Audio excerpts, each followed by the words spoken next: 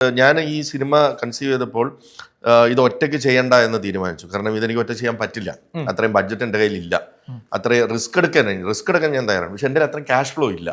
അപ്പോൾ ഇതിനൊരു പ്രോപ്പർ ഇത് വേണമെന്ന് പറഞ്ഞ് കഴിഞ്ഞ വർഷം 2024 തന്നെ ഇതുമായിട്ട് പല ബോംബെ സ്റ്റുഡിയോസിലും പോവുകയും ഒരു ടോപ്പ് സ്റ്റുഡിയോയുമായിട്ട് ഞാൻ എഗ്രിമെന്റ് ഡിസ്കസ് ചെയ്തു. ഫൈനലി ഇത് എഗ്രീഡ്. അപ്പം നമ്മൾ കൊടുക്കുന്ന ഒരു പ്രസന്റേഷൻ ഉണ്ട്, കോർപ്പറേറ്റർ നേരത്തെ നമ്മൾ എന്താ കൊടുക്കുന്നത്?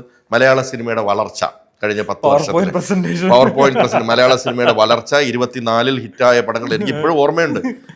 24 അവിടെ നിന്ന് നമ്മുടെ ഞാനിത് കൊടുക്കുമ്പോൾ മഞ്ഞുമൽ ബോയ്സ്, പ്രേമലു, അന്വേഷിപ്പിൻ കണ്ടത്തിൻ, ബ്രഹ്മയുഗം,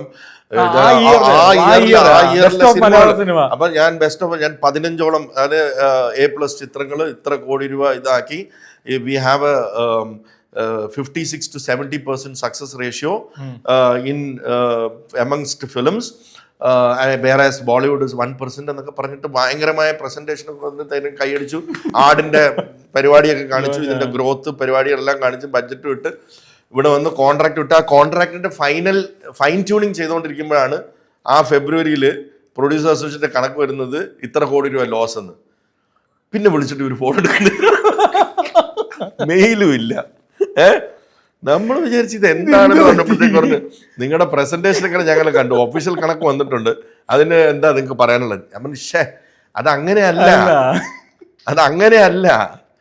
അതിൽ കാരണമുണ്ട്. കാരണം മലയാളത്തിൽ 200ഓളം സിനിമകൾ ഇറങ്ങുന്നുണ്ട്. അത് പണ്ട് തൊട്ടേ മലയാള സിനിമയുടെ ഒരു പെക്യുലർ.